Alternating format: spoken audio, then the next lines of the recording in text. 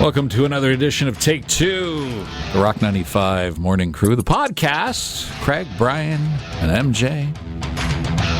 And a very special edition of Take Two. We have a very special guest joining us on the line. We have Vince Tracey on the line with us from Power Slap ahead of his upcoming match in Abu Dhabi. That comes up Friday, October 24th. Cracking chins and stacking wins. You're 3-0 heading into this. The first time we saw clips, I want to say, it could have been a year ago, maybe months ago, we were drawn in. So, Vince, did you start as a fan of Power Slap as well? Is that how you got into it?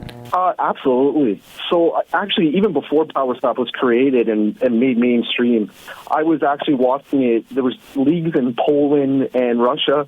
This is where the Dumpling came. He's a big name in Power Slap now. The Dumpling. And I was watching those guys, and I was thinking, man, if this ever came to America and they actually had a solid rule set, this could really blow up and become something really big. And a few years later, back in 2022, I believe, is when the league started. And here we are. It's, I kind of was looking at it in the first season and, the first couple shows, I was like, they still need to iron out the rules a little bit to kind of, put that final touch or that polishing on it. And then I'll definitely look into this and maybe apply. Well, season 2 came around and I couldn't help myself. I had to apply and see if the recruitment actually would give me an opportunity to show what I got. Luckily for me, I was on season 3, and I got my opportunity, and I definitely made the most of it. Definitely adding chins to the collection. I love that. Adding chins to the collection. What attracted you, though, to this as opposed to like any other combat sport? Because, if you look at most combat sports, I think one of the things that attracts a lot of people is the defense that you can. Yeah, you got put a up. shot either way, and even when you think you're out of it, you're not, because you can still kind of claw your way back. Whereas with this, you're just standing. I mean, I'm not going to say cheap shot, but it kind of is. You're just taking it. Yeah. Yeah, well, I mean, there are defensive techniques, but yeah, it's not like boxing where I can roll with it. Right. I mean, you can, but you risk the foul of being called for flinching. For flinching, yeah. Yeah, but like in boxing, at least you can parry, you can evade, you know what I mean? There's a lot of defensive options and different techniques that you can learn. With this, yeah, there's not a crazy amount of technique. It's a lot of muscles that you're using to absorb the shock and take that shock away from the brain and absorb it throughout the rest of the body. I almost like to explain, it's like lightning. You want lightning, when it hits that cloud or comes from that cloud, it wants to hit the ground as quickly as possible. And that's exactly how a slap is. It feels like a lightning strike. Okay. So as long as you can get that right through your body as quickly as possible into the ground, you're taking the minimal amount of damage that you can possibly Vince, receive. explain it to us. Are we clenching our face, or are we just hanging out? No. You definitely want to bite down. The number one thing is your jaw. You want to have your jaw nice and clinched and tight. You also want to engage your traps and your neck. So neck strength is a big thing in this sport because that's the first point of contact of where you're absorbing that strike, I guess, and then your upper back, basically your whole top shelf. Right, and eyes closed or open? So originally I used to close my eyes, but I actually like to watch the strike come in, so my brain has more time to reaction time to actually okay, here it comes kind of thing, right? Rather than you're closing and you're so, is it coming yet? Is it coming yet?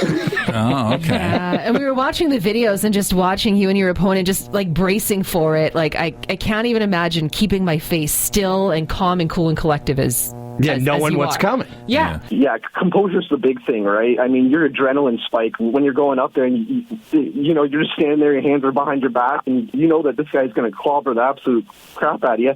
And so you have to have that composure. You have to have that mental stamina to be like, okay, I'm going to sit there, I'm going to eat this, and I'm going to give him one even harder back kind of thing. Right. How do you practice for it? Is there do you go out in the back and you got one of those dummies, slap trees or?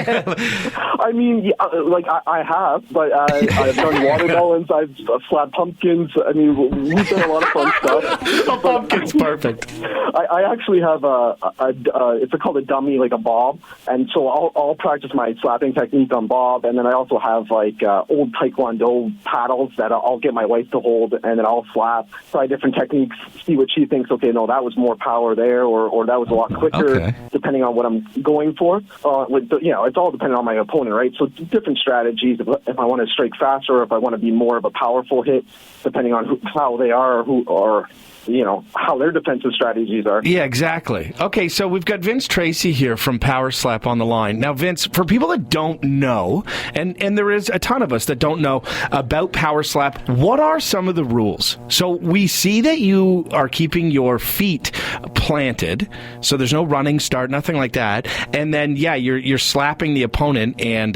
they can't really have too much of a defense. Like we said, your eyes are open or closed. What else goes into it? You got to have short nails. You can't hit them in the ear. What do you put in your ear? I've seen a little piece of cloth there. Yeah. So in the ear, there's actually just cotton. It's just a cotton swab.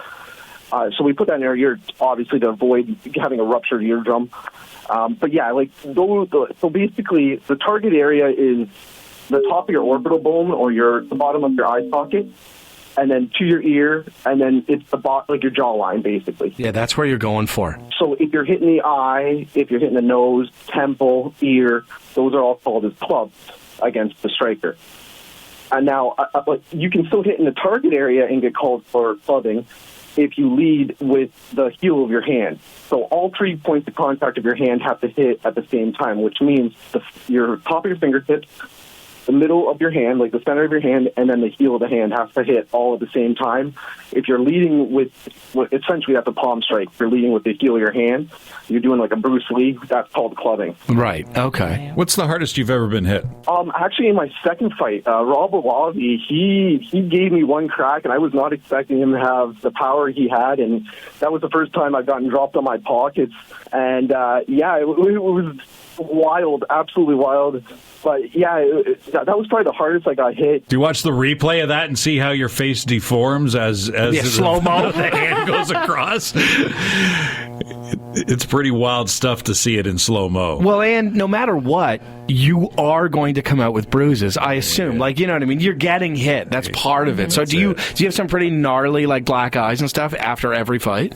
I've actually been pretty lucky. I haven't had too much swelling. I've definitely been bruised. Like, my face is, like, even after my last fight against Tyler Gross, my face was pretty bruised up. But, I mean, a week later, like the following Monday, I was fully healed, back in the gym, fully working out. Like, it's not as bad as, like, MMA or boxing where you're taking 2-3 weeks off after a fight just to recover. Yeah, we just watched that fight with you and Gross, and boy, you got him good. Yeah. Did you ever? Yeah, I think I had enough after taking that foul, and I was still a little rocked in the second round, so I didn't quite hit him where I needed to hit him, and from the third round, I wasn't making any mistakes. I didn't want that fight going to the judges. Nice. Well, we're cheering for you, Vince. We're cheering for you. Yeah, you're representing my hometown because we're both from Brampton. Now, let me just say this. We're not all cut from the same cloth because I would never do this.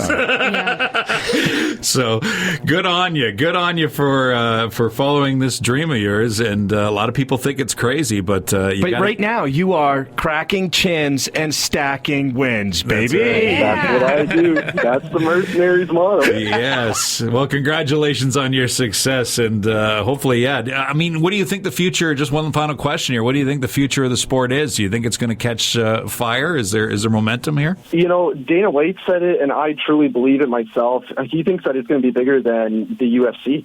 And I truly believe down the road, especially the way that kids are consuming content now, it's quick, you know what I mean? It's fast, and that's the Power Slap is fast-paced, quick action.